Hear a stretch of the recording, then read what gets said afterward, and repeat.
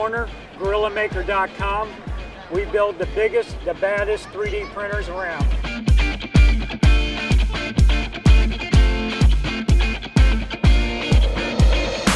Well, Intel does play an important role for the microprocessor in some of our larger equipment. The Atom processor is a wonderful platform for us to build on. Spinning forward 5 years from now, everybody's going to have a 3D printer in their kitchen. We deal with manufacturers and prototyping shops all the time, and we only put Intel products inside there for one simple reason: we don't want the product to fail. We like to tell people to think outside the box, think bigger, think professional, unleash your gorilla.